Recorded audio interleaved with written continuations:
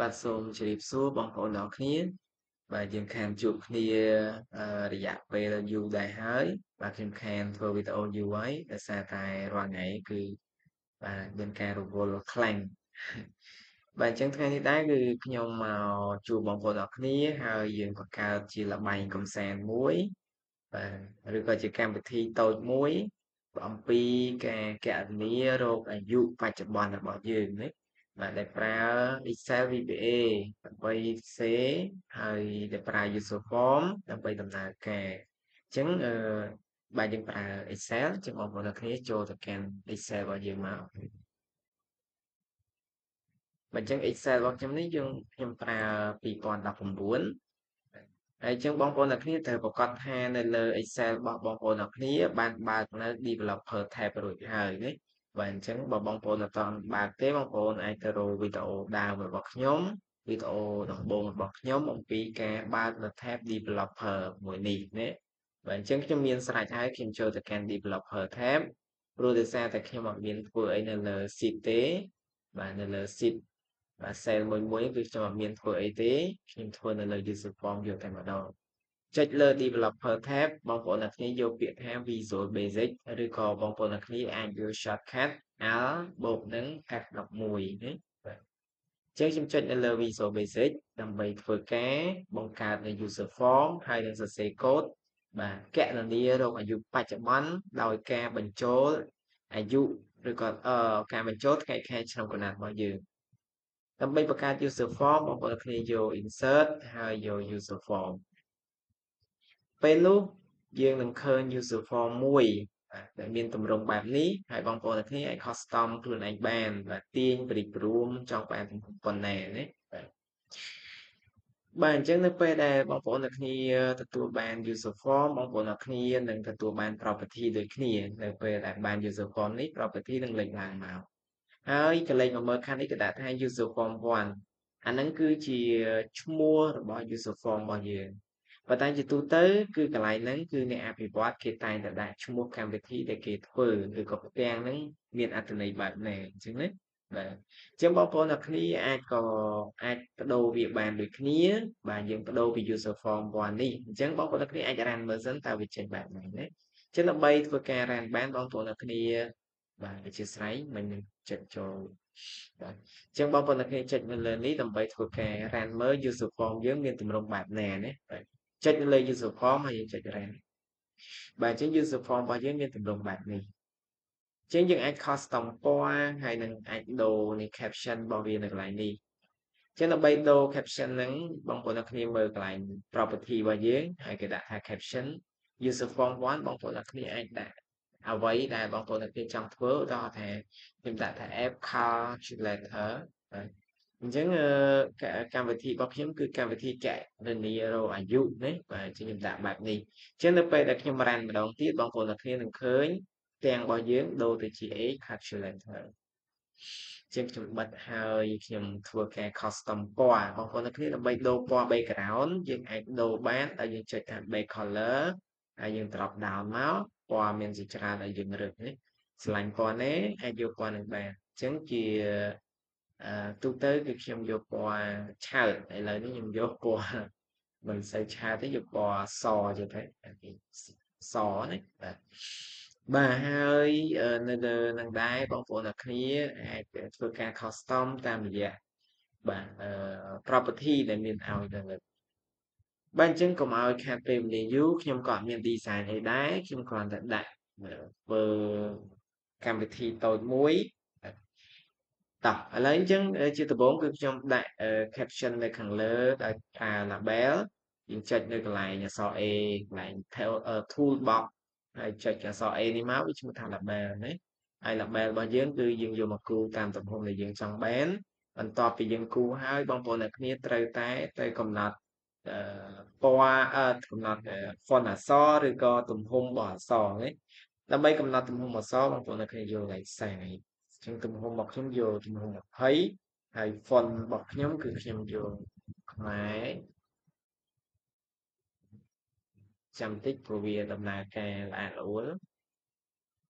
ខ្មែរ OS បាទសៀមរាប no lại font đám font thay thoát nhưng vôខ្មែរ OS 1 ហើយទំហំអក្សរយក22ចុះហើយយើងចុច O អូខេđấy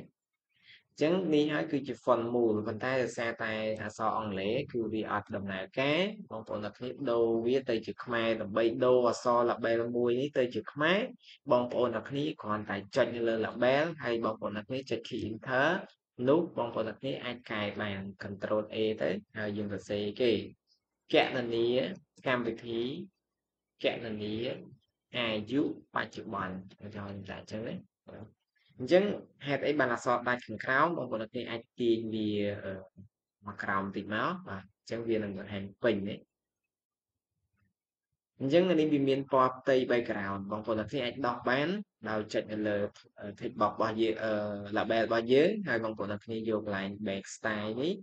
បាទដូរវាពី back style ទៅជា transparent ទេអញ្ចឹងវាអត់មានផ្ទៃទេបាទនៅពេលយើងរានអត់មានផ្ទៃទេបងប្អូនអាចរានបានបាទអញ្ចឹងវាចេញថាកម្មវិធីកណនាអាយុបច្ចុប្បន្នអញ្ចឹងខ្ញុំធ្វើការ custom color វាបន្តិចទៅចុចនៅលើ label ហើយយើងចូលកន្លែង for color ដើម្បីធ្វើការដូរពណ៌អក្សររបស់យើងអញ្ចឹងបើបងប្អូនចង់បានពណ៌មួយណាយើងអាចធ្វើការ custom យកពណ៌មួយនោះបានណាខ្ញុំយកពណ៌រាងក្រហមចាស់បាទបន្ទាប់ពីយើងដាក់title នៅខាងលើកម្មវិធីយើងហើយយើងធ្វើការគូ label មួយទៀតដើម្បីធ្វើការបង្ហាញថាកន្លែងនេះ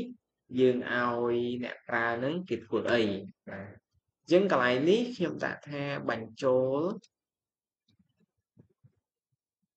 អឺកាលបរិច្ឆេទកំណើតឬក៏បញ្ចូលថ្ងៃខែឆ្នាំកំណើតដាក់បញ្ចូលថ្ងៃខែឆ្នាំកំណើតអញ្ចឹងអក្សរវាតូចបងប្អូនអ្នកគ្នា control A ទៅហើយចូលកន្លែង font លើ property របស់យើងនេះហើយយើងកែ font ទៅជា font អីគេមួយដែលបងប្អូនស្រឡាញ់ខ្ញុំដាក់ខ្មែរ OS សៀមរាបហើយទំហំអក្សរគឺខ្ញុំយកទំហំ22ហើយយកអូខេបាទអញ្ចឹង22ធំពេកបងប្អូន control A ម្ដងទៀតនៅខាងក្នុងនេះហើយយក font ដដែលខ្ញុំយក font ត្រឹមតែ18បាទអូខេទេបាទយើងគូវាឲ្យធំតិចទៅទាញវាវែងតិចទៅ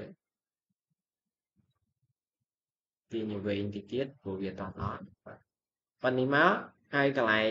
back style នេះខ្ញុំចុចលើវា2ដងដើម្បីកុំឲ្យវាមានផ្ទៃណាហើយអក្សរពណ៌ខ្មៅខ្ញុំដូរកន្លែង for color នេះដូរទៅជាពណ៌ខៀវចាស់ណាបាទអញ្ចឹងកន្លែងបញ្ចូលថ្ងៃខែចាំកណ្ដាលនេះគឺជា label ណាបាទអញ្ចឹងខ្ញុំកន្លែងបញ្ចូលកាលណាឲ្យគេបញ្ចូលយើងមិនអាចប្រើ label មួយទៀតបានទេគឺយើងត្រូវប្រើ toolbox របស់យើងមួយទៀតឈ្មោះថា textbox textbox មានតួនាទីឲ្យអ្នកប្រើវាបញ្ចូលតម្លៃទៅក្នុងហ្នឹងណាជាអក្សរជាលេខតាមដែលអ្នកប្រើតាមដែលកម្មវិធីរបស់យើងទាមទារឲ្យគេបញ្ចូលណាអញ្ចឹងនៅពេលដែលដាក់បែបនេះគឺ text box របស់យើងមាន border បាទខ្ញុំធ្វើការដោះ border ដោយចុចលើ text box ហើយខ្ញុំដូរកន្លែង back style នេះno border style នេះចុចលើវា2ដងទៅវាមាន border វាអត់ដូចមុនទេណាវាស្អាតជាងមុនអញ្ចឹងកន្លែង font វារៀងតូចពេកខ្ញុំឲ្យវាធំបន្តិចណាហើយខ្ញុំដូរ font ទៅជា font 18បាទហើយខ្ញុំយកតែប៉ុណ្្នឹងបានហើយយកអូខេទៅ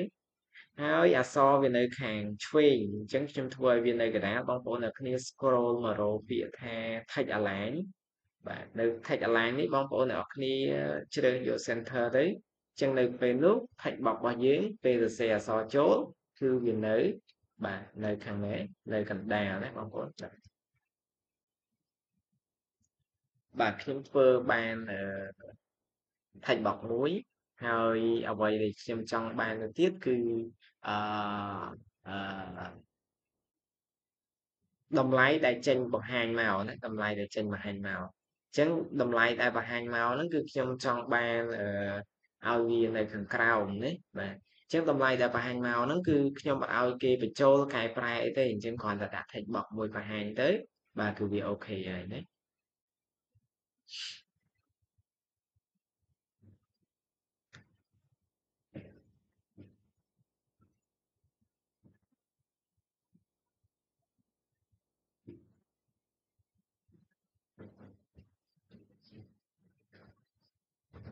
បាទតាបាទអញ្ចឹងខ្ញុំធ្វើការលុប label នេះចេញបាទហើយខ្ញុំធ្វើការ control ចុច control ឲ្យជាប់ហើយយើងទាញមកក្រោមទៅបាទយើងស្មើនឹង copy នេះអានឹងស្មើនឹង copy នេះបាទខ្ញុំធ្វើការបញ្ចូលថាអាយុបាទអាយុហើយអាយុហ្នឹងគឺខ្ញុំគិតជាឆ្នាំណាបងប្អូនទាំងគ្នាបាទអញ្ចឹងអាយុតូចខ្ញុំទាញវាតូចហើយខ្ញុំដាក់មកខាងនេះមកបាទហើយខ្ញុំ enter ហើយខ្ញុំដាក់ថាឆ្នាំបាទបន្តមកទៀតខ្ញុំធ្វើការ control ឲ្យជាប់ហើយខ្ញុំធ្វើការ copy វាមួយទៀតណាបាទបាទអាយុនេះខ្ញុំអត់យកជាឆ្នាំទទេទេគឺខ្ញុំឲ្យបង្ហាញជាឆ្នាំផងខែផងហើយបើសល់ជាថ្ងៃឲ្យវាបង្ហាញជាថ្ងៃទៀតណា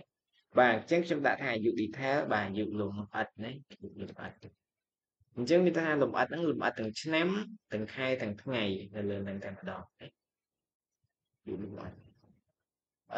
អានេះខ្ញុំដាក់ស្មានទេបាទអញ្ចឹងបើវាចេញមកមិនសូវស្អាតអីយើងអាចកែតាមនឹងទៀតទៅណាបាទអញ្ចឹងអានេះមានឆ្នាំមានអីទៀតបាទមានខែបាទហើយយើង control ឲ្យជាប់យើងអូសទៀតមកមានថ្ងៃអញ្ចឹងមានឧទាហរណ៍អាយុនេះ25ឆ្នាំឧទាហរណ៍ថាចូលឆ្នាំ2002ណាតែអាយុពេញយើងបញ្ចូលជាថ្ងៃផងខែផងឆ្នាំផងហើយកន្លែងនេះគឺចេញឆ្នាំសរុបឧទាហរណ៍ថាថ្ងៃទី15ខែ9 2002អញ្ចឹងទៅគាត់មានអាយុ23ឆ្នាំឬក៏22ឆ្នាំគឺវាចេញតែ22ឆ្នាំ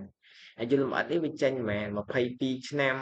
ប្រហែលខែឧទាហរណ៍10ខែអានេះប្រហែលថ្ងៃ20ថ្ងៃអញ្ចឹងទៅបងប្អូននេះបាទអញ្ចឹងកន្លែងដែលតម្លៃចេញមកគឺខ្ញុំ control មកទៀតមកបាទតម្លៃនេះគឺតម្លៃចេញមកណាបងប្អូនបាទអញ្ចឹងខ្ញុំទាញមកវែងអញ្ចឹងហើយខ្ញុំដាក់ text align របស់វាគឺនៅកណ្ដាលបាទអញ្ចឹងកន្លែងនេះគឺតម្លៃបាទតម្លៃរបស់អាយុបាទហើយ control ឲ្យជាប់វាអូសមកក្រោមទៀតអានេះក៏ដូចគ្នាតម្លៃអាយុដូចគ្នាពេលដែលវាចេញតម្លៃមកតាមរយៈកូដគឺអានេះវាអត់បង្ហាញតម្លៃអាយុទេណាវាបាត់ហើយអញ្ចឹងយើងគ្រាន់ដាក់នេះដាក់មើលវាទេបងប្អូនឃើញទេបាទយើងគ្រាន់តែដាក់មើលវាសិនទេបាទពេលដែលចេញជាការបរិច្ឆេទមកគឺតម្លៃហ្នឹងបានលុបនេះអាតម្លៃអាយុឡើងនេះត្រូវបានលុបបាត់ហើយបាទអញ្ចឹងខ្ញុំដាក់ copy ឲ្យបានតាមអ្វីដែលយើងចង់បានហ្នឹងម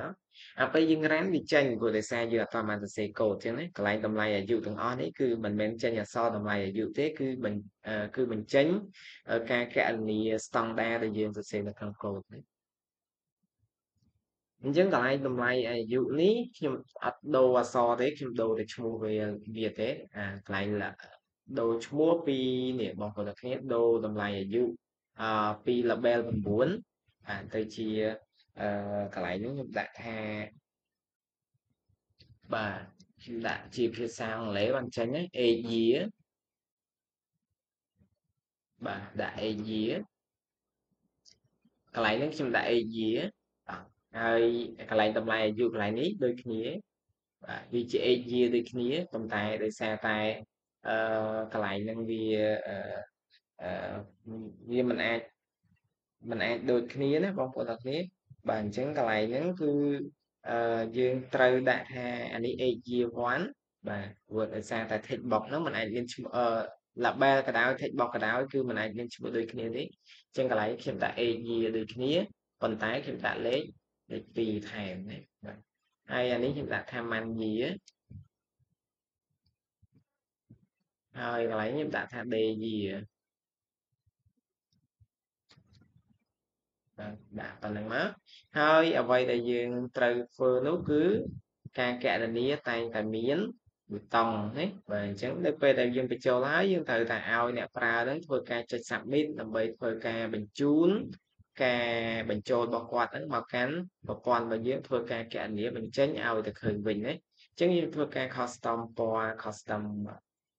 អក្សររបស់ប៊ូតុងហ្នឹងឲ្យវាស្រស់ស្អាតបន្តិចណាបាទអញ្ចឹងខ្ញុំយក font 22ទៅហើយខ្ញុំយក font ខ្មែរ OS សៀមរាបតែទេណាបាទហើយខ្ញុំយកអូខេ បាទអញ្ចឹងវាចេញមកឲ្យបែបនេះខ្ញុំចុច enter លើវាហើយខ្ញុំដូរទៅជាបញ្ជូនឬក៏ខ្ញុំដាក់ថាគណនាបាទហើយខ្ញុំដូរឈ្មោះរបស់វាពីនេះពី command button 1ខ្ញុំដូរទៅជា calculate បាទខ្ញុំដាក់ calculate ណាតោះបងប្អូនគ្នាអញ្ចឹងការ design របស់យើងរួចរាល់ហើយបងប្អូនគ្នាអាចអានមើលបានណាបាទអញ្ចឹងនេះហើយគឺជាកម្មវិធីរបស់យើងអញ្ចឹងយើងអាចធ្វើការសរសេរកូដទៅលើតែម្ដងទៅដើម្បីធ្វើការកណនារាល់អាយុណាដើម្បីសរសេរកូដបានអ្វីដែលយើងត្រូវធ្វើគឺនៅលើ button ណា button អញ្ចឹងយើងចុច double click ចុច2ដងនៅលើ button ដើម្បីចូលទៅកាន់ការសរសេរកូដរបស់យើងអញ្ចឹងនៅពេលដែលចុចទៅវាចេញ function មួយឲ្យយើងដាក់ private set ហើយឈ្មោះ button របស់យើងគឺ calculate ហើយអឺ procedure របស់យើងគឺ click នៅពេលដែល button calculate ហ្នឹងបានចុចហើយវាធ្វើអីណាជាដំបូងគឺខ្ញុំត្រូវប្រកាស active បាទអញ្ចឹង active ដើម្បីប្រកាសនៅក្នុង VBA បងប្អូនទាំងគ្នាត្រូវប្រើពាក្យថា dim បាទហើយខ្ញុំតាំងអាជ្ញាមួយឈ្មោះថា DOB បាទហើយជាប្រភេទទិន្នន័យជាការបច្ឆេទ dev ណា dim មួយទៀតខ្ញុំដាក់ថា today បាទជាអាជ្ញារបស់យើងតាំងអីតាំងទៅណាបាទ today អញ្ចឹង DOB នេះគឺអាយុដែលត្រូវបញ្ចូល today ហ្នឹងគឺការបច្ឆេទថ្ងៃនេះដោយមិន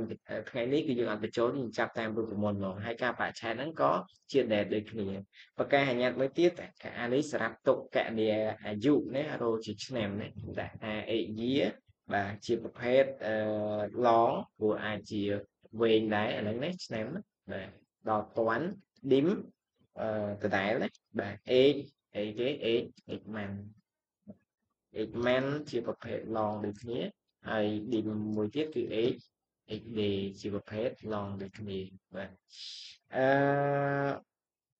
ការប្រកាសរបស់ខ្ញុំគឺដូចជាមានតែប៉ុណ្្នឹងទេបាទអត់អីទេណាបាទអញ្ចឹងខ្ញុំធ្វើការដាក់ឲ្យវាទទួលតម្លៃបើយើងដាក់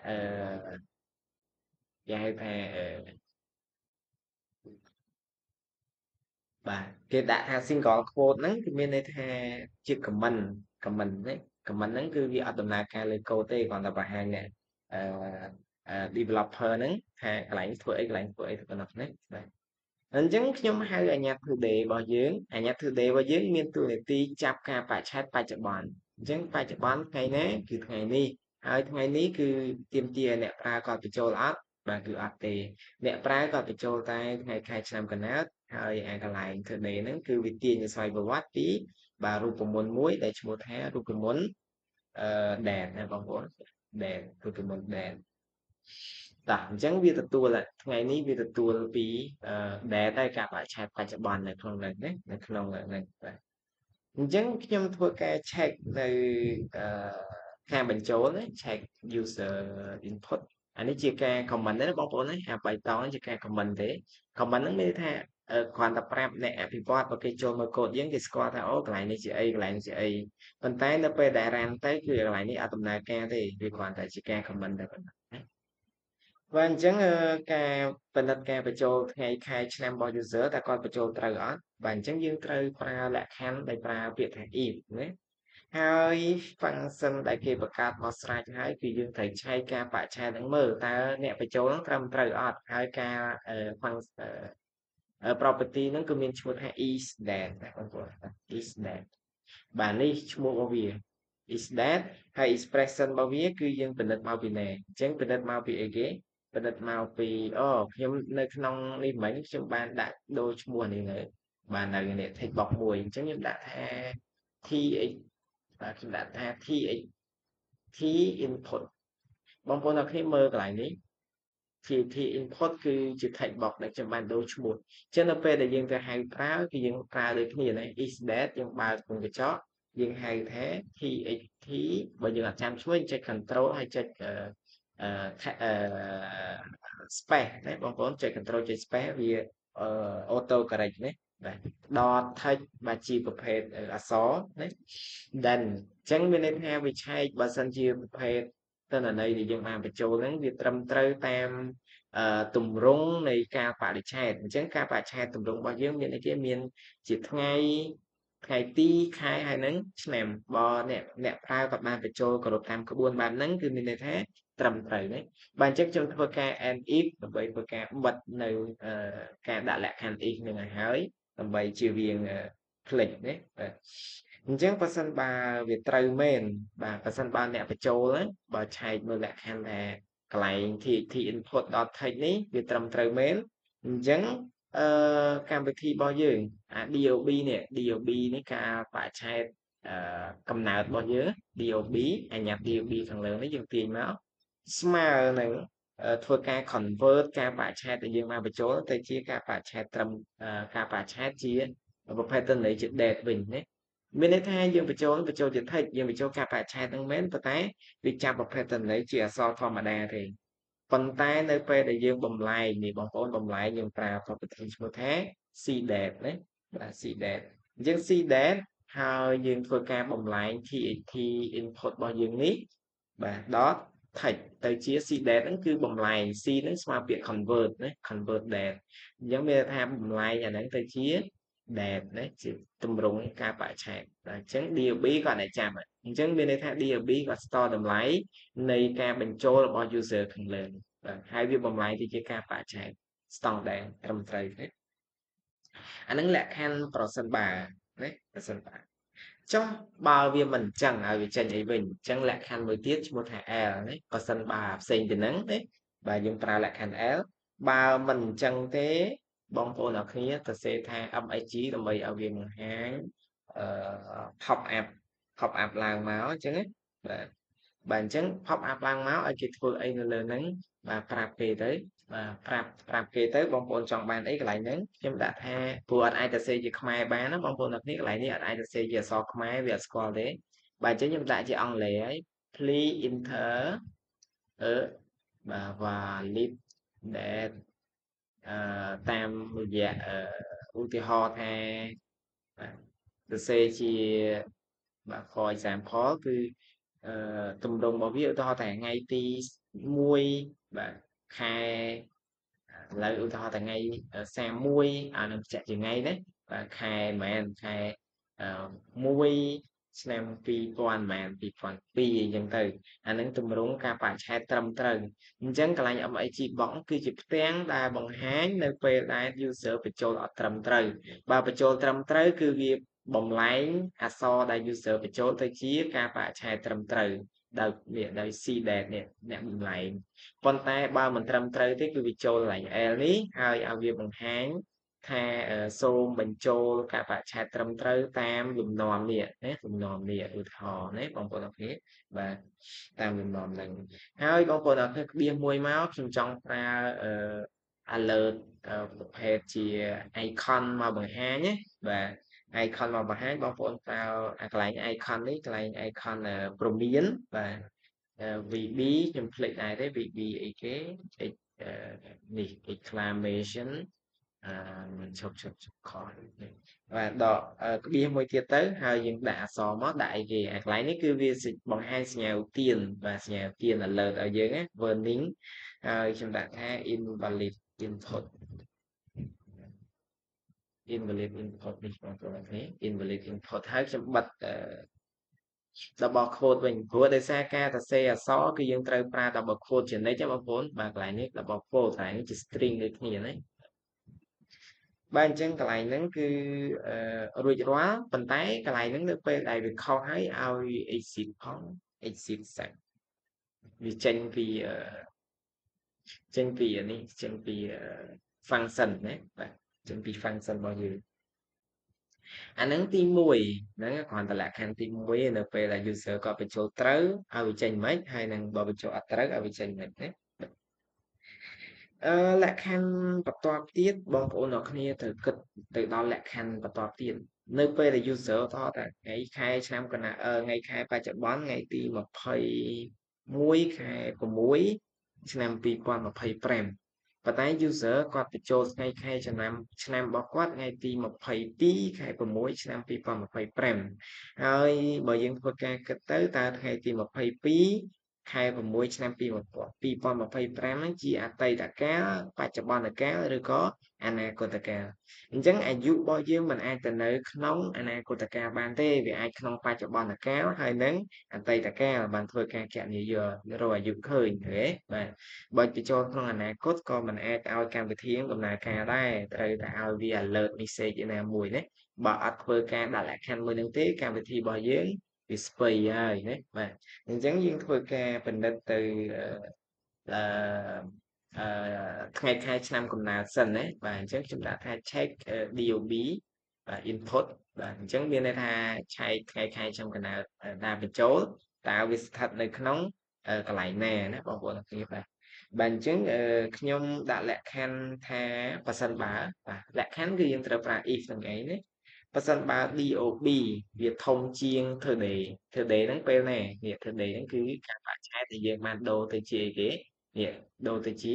date ណាអញ្ចឹង today ហ្នឹងស្មើនឹង date ហើយអញ្ចឹង today ហ្នឹងវាបានចាប់តម្លៃរបស់ date អញ្ចឹងយើងមិនចាំយក date មក compare ទេយើងយក today មក compare ណាបាទអញ្ចឹងបើសិនបើ DOB នេះថ្ងៃខែឆ្នាំកណាត់ដែលយើងបាន convert ហើយនេះត្រឹមត្រូវហើយនេះណាបើសិនបើវាមិនត្រឹមត្រូវទេវា exit SAP ហើយវាចេញពី function ហ្នឹងហើយប៉ុន្តែបើវាត្រឹមត្រូវវានៅគ្រប់តាមក្បួនច្បាប់ប៉ុន្តែត្រូវដាក់លក្ខខណ្ឌមួយទៀតបើសិនបើថ្ងៃខែឆ្នាំកណាត់ហ្នឹងវាធំជាង today បាទវាធំជាងថ្ងៃហ្នឹងមានន័យថាវានៅក្នុងអនាគតណា then ហើយខ្ញុំ end SAP ឲ្យហើយទៅ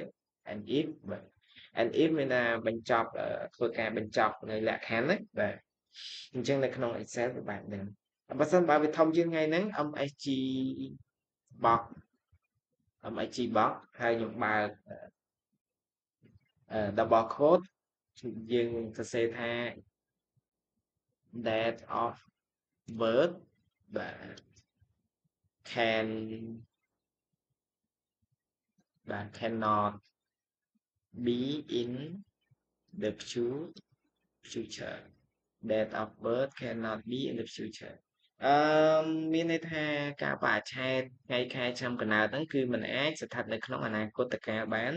បាទបានទេណាអញ្ចឹងឲ្យវា alert ជា warning មួយមកគឺ VB exclamation បាទហើយយើងដាក់អក្សរដូចមុនទៅ invalid ដែរ input ណាយើងដាក់ថាជប់ខ្ញុំមើលបានទេ invalid ដែរបាទអញ្ចឹងការបច្ឆេទហ្នឹងគឺវាអត់ត្រឹមត្រូវទេណាហើយឲ្យវាចាក់ចេញពីអានឹងដូចគ្នា exit SAP ណាបាទឲ្យវាចេញពី function នឹងដូចគ្នាអាហ្នឹងលក្ខខណ្ឌទី2លក្ខខណ្ឌយើងទី1និងទី2បានគ្រប់គ្រាន់ហើយអញ្ចឹងយើងដល់ការកណនាម្ដងអញ្ចឹងកន្លែងនេះ function ខាងក្រោមគឺខ្ញុំឲ្យវាធ្វើការកណនា calculate age បាទអញ្ចឹងឲ្យវាកណនារកអាយុណាបាទបងប្អូនអ្នកនេះប៉ុន្តែរកអាយុជាអីបាទអញ្ចឹងខ្ញុំចង់បានអាយុនឹងជាឆ្នាំណាបាទឥឡូវអាយុរបស់យើងគឺខ្ញុំចង់បានរកជាឆ្នាំបាទឥឡូវយើងទៅរកទាំងអស់គ្នាតើអាយុរកជាឆ្នាំគេរកបែបណាអញ្ចឹងយើងបានប្រកាសនៅអញ្ញត្តិរបស់យើង age year បាទអញ្ចឹង age year របស់យើងសរសេរមកវិញមក age year បាទអញ្ចឹង age year វាទទួលតម្លៃពីណាមកណាណាអញ្ចឹងវាទទួលតម្លៃគឺman បាទខ្ញុំចាប់ man នេះគឺជារូបមន្តមួយដែលគេបានផ្ដល់មកឲ្យយើងដូចគ្នាបាទឬយើងហៅថា function ណាបងប្អូនអរគ្នាបាទវាដូចជា c dat ហើយនឹង dat នេះចឹងវាជាអនុគមមកស្រេចហើយហ្នឹងណាបាទអញ្ចឹង man នេះកុំឆ្ងល់ថាអីវាគឺជាអនុគមដែលវាចាប់ណាចាប់ចេញពី today អញ្ចឹង today ហ្នឹងគឺជាអីគឺជាការបច្ឆេទបច្ចុប្បន្នអញ្ចឹង man នេះគឺជាអនុគមដែលទាញខែពីថ្ងៃខែចំណាត់បច្ចុប្បន្នហើយបើ today ថ្ងៃទី21ខែ6 2025យើងដាក់ man ហើយបើកមុខកញ្ចក់ today មានន័យថាវាទាញលេខ6ឬក៏ខែ6ណាវាអត់យកថ្ងៃទីហើយនឹងឆ្នាំមកទេគេវាយកតែខែទេអញ្ចឹងណាបងប្អូនអរគ្នាបាទអញ្ចឹងដើម្បីកណនារកអាយុហ្នឹងគឺយើងធ្វើការយកអាយុយកខែអឺច្រឡំបងប្អូនអរគ្នាច្រឡំកន្លែង man នេះដូរទៅ year ព្រោះយើងរកឆ្នាំដែរមែនទេបាទ year នៃ today ចឹងឧទាហរណ៍ថា2025ណាបាទវាចាប់យើងបញ្ចូលវាចាប់ថា21ខែ6 2025កន្លែង year today គឺវាចាប់ថាឆ្នាំ2025អញ្ចឹងដើម្បីរកអាយុគឺយើងយក year today ដក year គេ year ពីណាមកបងប្អូនបាទគឺការកណនីរកអាយុរបស់យើងគឺ DOB ណាយានៃការបញ្ចូលរបស់យើងពីដើមណាថ្ងៃខែចាំកំណើតហើយយើងធ្វើការដាក់លក្ខខណ្ឌព្រោះដោយសារតែនៅក្នុងកន្លែងរបស់យើងនេះយើងចង់បាន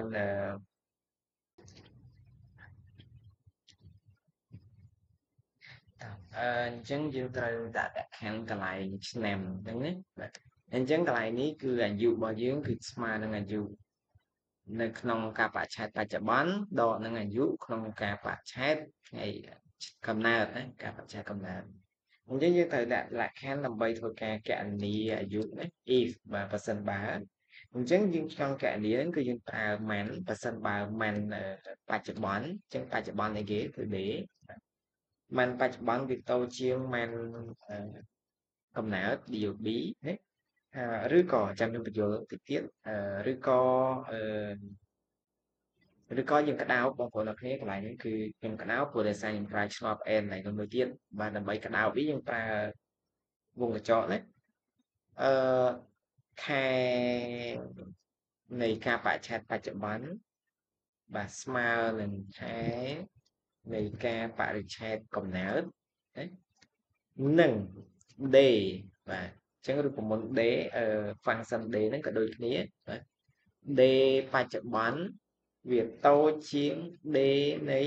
ថ្ងៃខែឆ្នាំកំណើតអញ្ចឹងយើងត្រូវបើក2ដងត្រូវបិទ2ដងដូចគ្នាណាបងប្អូននេះហើយយើងដាក់ that ហើយ and if ហើយកុំឲ្យភ្លេចកន្លែងហ្នឹងស្អីគេណាបងប្អូនណាបាទអញ្ចឹងកន្លែងនេះមានន័យថាបាទខែបច្ចុប្បន្នរបស់យើងហ្នឹងបាទបើសិនបើខែបច្ចុប្បន្នរបស់យើងមិនទាន់ដល់ខែកំណើតរបស់យើងមានតែខែបច្ចុប្បន្នវាតូចជាងខែកំណើតណាបាទឬក៏អានេះឆ្នប់ឬណាឬនឹងបងប្អូនគេត្រូវយល់ឬផ្សេងនឹងផ្សេងណាបាទឬអាមួយណាក៏ត្រូវដែរឲ្យត្រូវមួយបាទណាគឺពិតបើពិតខាងណាមួយណាហើយបើអានឹងនេះវិញគឺតន់តែអានេះពិតបាទតន់តែខាងនេះពិតទៅវាដំណើរការវាពិតបាទតន់តែពិតទាំងពីរអឺបើសិនបើអឺខែបច្ចុប្បន្នខែកំណើតបច្ចុប្បន្នហ្នឹងបាទវាស្មើនឹងខែបាទខែបច្ចុប្បន្នវាស្មើនឹងខែរបស់កំណើតនិងបាទមានន័យថានឹងអញ្ចឹងវាគណនារាល់ថ្ងៃវិញបើខែបច្ចុប្បន្ននិងខែកំណើតវាស្មើគ្នាយើងគណនារាល់ថ្ងៃអញ្ចឹងយើងដាក់នឹងបាទថ្ងៃបច្ចុប្បន្នវានាំមុខថ្ងៃកំណើតវាតូចជាងណាវាតូចជាងថ្ងៃកំណើតអញ្ចឹងឲ្យវាធ្វើអីគេបាទអញ្ចឹងអាយុហ្នឹងត្រូវបន្ថយ1ឆ្នាំមានន័យថាបើសិនបើវាចូលលក្ខខណ្ឌមួយហ្នឹងគឺវាត្រូវបន្ថយអាយុហ្នឹងអត់តាន់គ្រប់1ឆ្នាំទេណាអញ្ចឹងវាបន្ថយ1ឆ្នាំអញ្ចឹងដើម្បីបន្ថយ1ឆ្នាំបានយើងត្រូវយកអីគេយក age បាទ age year របស់យើងមុនណាបាទ age year បាទ age year នេះស្មើនឹង age year ព្រោះ age year មានតម្លៃហើយត្រូវទេបាទយក age year ដក1បងប្អូនអ្នកយកវាដក1ឆ្នាំចេញបាទអាហ្នឹងគឺជាលក្ខខណ្ឌនៅក្នុងការគណនាឆ្នាំណាបងប្អូនអ្នកបាទហើយបន្ទាប់ពីយើងមានការគណនាឆ្នាំយើងត្រូវគណនារកអាយុជាខែផងដែរនេះអាយុជាឆ្នាំយើងបានរកឃើញណាបាទអញ្ចឹងបន្តមកទៀតខ្ញុំចង់រកអាយុនឹងជាខែម្ដងបាទអញ្ចឹងដើម្បីគណនាអាយុជាខែយើងត្រូវយកអេខែរបស់យើងអេម៉ាន់បាទដែលយើងដែលបានប្រកាសនៅខាងលើមុនហ្នឹងស្មើនឹងបាទម៉ាន់នៃការបច្ឆេទបច្ចុប្បន្នគឺ D ដកឲ្យការបច្ឆេទខែរបស់កំណើត DOB បាទអាហ្នឹងយើងយកមកដកនឹងធម្មតាដូចឆ្នាំដែរហើយយើងត្រូវដាក់លក្ខខណ្ឌដើម្បីពិនិត្យថាខែហ្នឹងមិនបូកឡើងឬក៏ដកចុះអញ្ចឹងណាបងប្អូនណាអញ្ចឹងបើសិនបើ age man របស់យើងនេះបាទ age man វា S ណាបាទតូចជាង0បាទអញ្ចឹងមានថាខែកំណើតរបស់យើងវាតូចជាង0បាទបន្តមកទៀតហើយវាធ្វើអីហើយយើងកុំភ្លេច add if ហ្នឹង add ណាហើយកុំឲ្យវាភ្លេចណាពេលយើងបិទទៅអញ្ចឹង age man របស់យើងវាស្មើនឹង age man បូកឲ្យ12ខែណាបូក12ខែបូក12ខែបាទអញ្ចឹងកន្លែងហ្នឹងគឺយើង add if មួយទៅបាទហេតុអីបានយើងបូក12គឺដោយសារតែ12ហ្នឹងគឺជាចំនួនខែណាក្នុងមួយឆ្នាំបាទអញ្ចឹងខ្ញុំឧទាហរណ៍ឲ្យបងប្អូនមើលបន្តិចទៅបាទ អញ្ចឹងហេតុអីបានត្រូវបូក12អញ្ចឹងថ្ងៃបច្ចុប្បន្ននៅមុនខែកំណើតអញ្ចឹងបើថ្ងៃកំណើតឧទាហរណ៍15ខែ10ឆ្នាំ2000ហើយថ្ងៃបច្ចុប្បន្នហ្នឹងគឺ15ខែ9ឆ្នាំ2025អញ្ចឹងមានន័យថាខែកំណើតរបស់យើងគឺនៅក្រោយខែបច្ចុប្បន្នហើយបើយកខែបច្ចុប្បន្នដកនឹងខែកំណើតបាទខែបច្ចុប្បន្នខែ9ដកនឹងខែកំណើតខែ10អញ្ចឹងវានឹងចេញទៅជា negative គឺទៅជាដក1អញ្ចឹងកាលណាដក1មិនដែរគឺអញ្ចឹងវាស្ថិតនៅក្នុងអវិជ្ជមានបាទអញ្ចឹងអវិជ្ជមានយើងត្រូវបូកនឹង12អញ្ចឹងកាលណាបូក12ដក1វាស្មើនឹង11អញ្ចឹងបងប្អូនអ្នកគ្នាបាទអញ្ចឹងនេះពិនិត្យមើលកន្លែងនេះចឹង man today វាដកនឹង man កំណើតបាទស្មើនឹង9គឺខែនេះខែបច្ចុប្បន្នរបស់យើង9ដកនឹងខែកំណើតរបស់យើង10អញ្ចឹងលទ្ធផលរបស់វាអវិជ្ជមានអញ្ចឹងការបូក12ដើម្បីកែសម្រួលអវិជ្ជមាននេះណាយើងវាស្មើនឹង11ខែអញ្ចឹងបងប្អូនអរគ្នាតែហ្នឹងចង់មានន័យថាអញ្ចឹងបាទដូចអញ្ចឹងកន្លែងនេះមានថា11ខែបើសិនបើខែអាយុខែនេះវាទៅជាង0អញ្ចឹងយើងត្រូវយកវាមកបូកនឹង12ណាបងប្អូនបាទហើយលក្ខខណ្ឌរបស់យើងអាហ្នឹងគឺយើងបានបញ្ចប់កន្លែងហ្នឹងយើងត្រូវតែដាក់លក្ខខណ្ឌរកថ្ងៃមួយទៀតណាបងប្អូនបាទអញ្ចឹងដាក់លក្ខខណ្ឌមកក៏សិនបាទ day no អឺហ្នឹងហើយយើងបំលែងថ្ងៃរបស់យើងអញ្ចឹងកន្លែងនេះក៏មាន function មួយដែរឈ្មោះថាday នៃ today បាទអញ្ចឹងបើសិនបើ day នៃ today នេះវាតូចជាងday នៃ DOB ថ្ងៃកំណើតរបស់យើងឲ្យវាធ្វើអី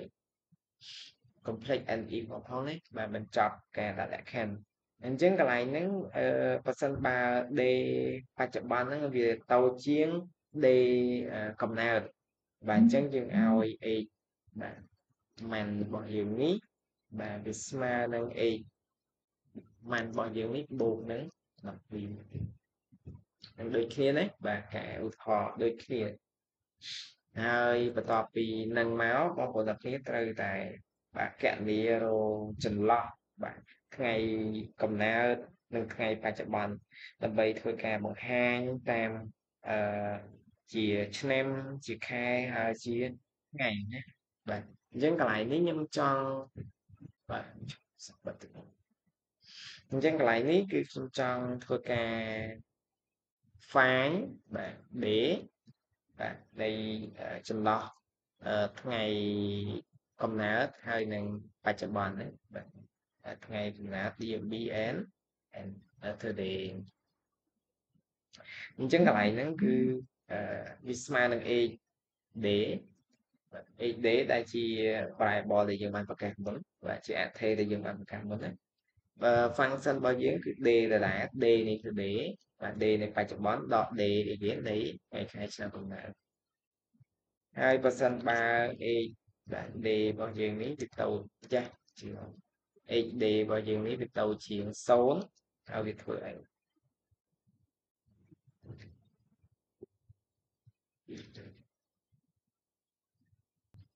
បាទវាចូលលក្ខខណ្ឌថាលេខអវិជ្ជមានទៀតណាបងប្អូនអ្នកគ្នាបាទអញ្ចឹងកន្លែងហ្នឹងវាស្មើនឹងលេខអវិជ្ជមានទៀតហើយបាទបើសិនបើលេខអវិជ្ជមានកន្លែងហ្នឹងបាទអញ្ចឹងយើងត្រូវតែប្រើប្រកាសនៅអញ្ញត្តិមួយទៀតដើម្បីស្វែងរកតម្លៃហើយធ្វើការបូកតម្លៃនៃខែមុនអញ្ចឹងមានន័យថាខែមុនយើងរកបច្ឆេទខែមុនហ្នឹងប្រហែលថ្ងៃហើយយកតម្លៃហ្នឹងយកមកដកនឹងបច្ចុប្បន្នហើយអញ្ចឹងខ្ញុំត្រូវប្រកាសអញ្ញត្តិមួយទៀតដែលខ្ញុំដាក់អក្សរថា dim បាទខ្ញុំដាក់ឈ្មោះថា previous សិត្រូវអត់ទេអូយចឹងណាបាទ previous month ខ្ញុំដាក់ចឹងទៅ previous month ជាប្រភេទការបច្ឆេទដូចគ្នា date ណាបាទអញ្ចឹងអានេះគឺជាការប្រកាសអញ្ញត្តិទេណាអានេះគឺជាឈ្មោះអញ្ញត្តិរបស់យើងឈ្មោះអថេរបស់យើងហ្នឹងបាទកន្លែងហ្នឹងគឺបែបហ្នឹងបងប្អូនគ្នាបាទការប្រកាសអថេរបស់យើងអញ្ចឹងខ្ញុំឲ្យ previous របស់យើងនេះ previous month របស់យើងនេះបាទស្មើនឹងខ្ញុំត្រូវធ្វើការស្វែងរកនៅ លំដាប់របស់ថ្ងៃខែឆ្នាំកណាត់ចុងក្រោយរបស់យើងបងប្អូនគ្នាបាទអញ្ចឹងការប្រើដើម្បីរកការបច្ឆេទកំណត់ចុងក្រោយបងប្អូនគ្នាត្រូវប្រើ function មួយឈ្មោះថា date serial ដែលមានអត់នេះ date serial ចុចគ្រាន់តែ save ប៉ុណ្ណឹងយើងចុច control ហើយចុច space ទៅវាចេញហើយបាទ date serial បងប្អូនគ្នាត្រូវដាក់ year នៃអ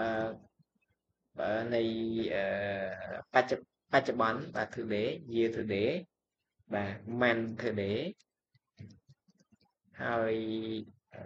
បងប្អូនដាក់លេខ0មកបាទដើម្បីរកថ្ងៃចុងក្រោយរបស់វាហេតុអីបានយើងដាក់ year today ព្រោះដើម្បីរកឆ្នាំបច្ចុប្បន្ន month today រកខែបច្ចុប្បន្នតទៅពេលលេខ0ហ្នឹងគឺបញ្ជាក់ថាខាងចុងក្រោយហ្នឹងជានៃខែមុនត្រូវបានយកគឺថ្ងៃ31ថ្ងៃ29ថ្ងៃ28ហ្នឹងបាទបាទអាហ្នឹងគឺប៉ុណ្្នឹងណាបងប្អូនគ្នាបាទបាទអញ្ចឹងកន្លែងហ្នឹងគឺវាមានប៉ុណ្្នឹងជាធ្វើការកណនារោថ្ងៃបាទថ្ងៃអាយុពិតជាថ្ងៃអញ្ចឹង age day របស់យើងបាទអានេះគឺជាអថេរដែលយើងបានប្រកាសមុនស្មើនឹង age day បាទស្មើនឹង age day នេះស្មើត្រូវអត់បាទចុច space វាទៅបូកនឹង day នៃ previous មានន័យថាបូកនៃ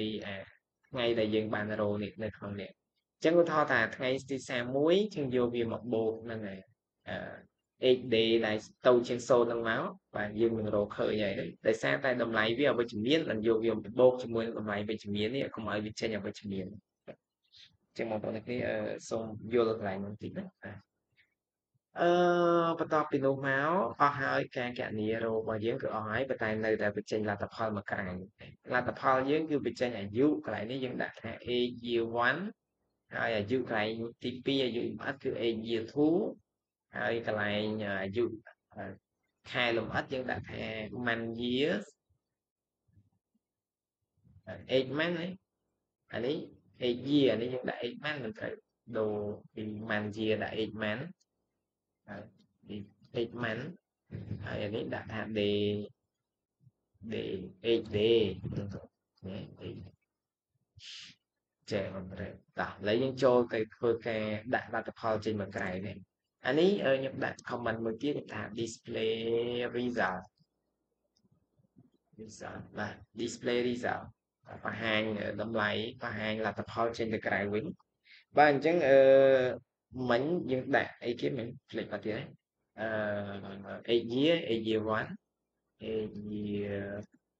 មាន AJ1 AJ2 អញ្ចឹង AJ1 ប្រកាសលទ្ធផលទី1 dot caption បងប្អូនអរគ្នាបាទមានសាច់ caption ហ្នឹងគឺជាអក្សរដែលបង្ហាញបងប្អូនបាទ dot caption ស្មើនឹង no មិនដាក់ស្មើទេព្រោះយើងអត់ដាក់ជាតម្លៃអក្សរមិនដាក់របស់ code ទេព្រោះថាយើងអត់បានដាក់តម្លៃ string ទេបាទបងប្អូនអរគ្នាដាក់យកទៅ age year តោះឥឡូវយើងធ្វើការរ៉ានលេងមួយមើលចេញអត់ឧទាហរណ៍ថាថ្ងៃខែឆ្នាំកំណើតដែលខ្ញុំចូលឡើងនេះគឺថ្ងៃទីឥឡូវខ្ញុំបញ្ចូលឲ្យខុសសិនឧទាហរណ៍ថ្ងៃទី11ខែ10ខែ10បាទឆ្នាំ2000ពេលខ្ញុំចុចកណនីបងប្អូនគ្នាគិតថាវាចេញអត់បាទអញ្ចឹងវាដាក់សញ្ញាឧទានវាដាក់ថា please enter a valid date ជាការឧទាហរណ៍31 01 2002ចឹងយើងដាក់តាមវាវិញមកយើងដូរពីអក្សរចុចនេះយើងដាក់ទៅជា slash ឬក៏សញ្ញាដកវិញណាបាទហើយខ្ញុំគណនាបាទអញ្ចឹងមានន័យថាអាយុ24ឆ្នាំឃើញទេលយហីបាទអញ្ចឹងវាគណនាអាយុ24ឆ្នាំចឹងហេតុអីអាក្រៅមកចេញដោយសារតែយើងអត់បានឲ្យវា display ណែមែនទេឥឡូវយើងចូលទៅគណនាហើយយើងធ្វើការ display result របស់យើងបន្តទៀតអញ្ចឹង age year 1វាស្មើប៉ុណ្ណឹង age year 2 caption ដូចយ៉ាង caption ដូចគ្នាស្មើនឹង age year ដូចគ្នាកន្លែងតម្លៃវាដូចគ្នាតម្លៃតែមួយទៅណានៅគេទៀត month year អត់មានទេ month 8 month 8 month 8 month នេះ 8 month របស់យើងបាទ8 month caption ដូចគ្នា caption ស្មើនឹងកន្លែង month របស់យើងគឺមានឈ្មោះថា 8 month ដូចគ្នាបងប្អូន 8 man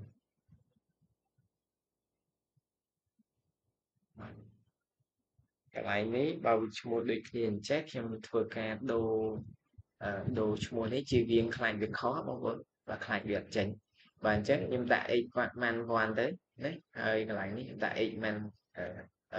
x day 1ដែរទេបាទជៀសវាងការ error វាមិនដឹងថា error អត់ទេបាទអញ្ចឹងកន្លែងនេះខ្ញុំបន្ថែមលេខ1បាទហើយវាស្មើនឹង x man ហើយចុងក្រោយគឺ x day 1 dot caption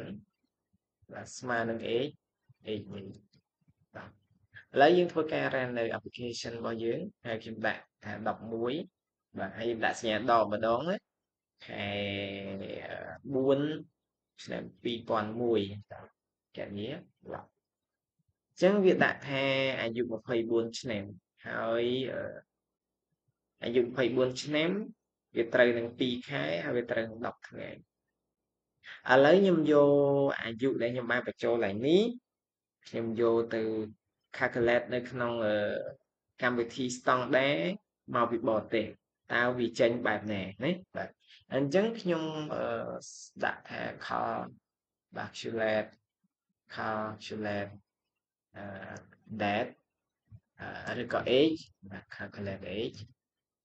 ឥឡូវខ្ញុំធ្វើការគណនាណាបងប្អូនទាំងគ្នាកន្លែង age calculate នេះគឺកម្មវិធីមកពីប្រេងនាយមកពីក្រុមហ៊ុនគេធំហ្មងគេធ្វើបងប្អូនបាទចាំមើលតើវាគណនាចេញបែបណាអញ្ចឹង date of birth របស់យើងនេះខ្ញុំយកខែមែននេះខែ4ណាបងប្អូនបាទខែ4 April ហើយថ្ងៃទី11ឆ្នាំ2001តោះ2001តោះខ្ញុំធ្វើការ calculate តើវាចេញមែនវាចេញ24ឆ្នាំ2ខែ10ថ្ងៃអានេះវាស្មើ24ឆ្នាំ2ខែ10ថ្ងៃអញ្ចឹងកម្មវិធីយើងត្រូវអត់បាទគឺត្រឹមត្រូវ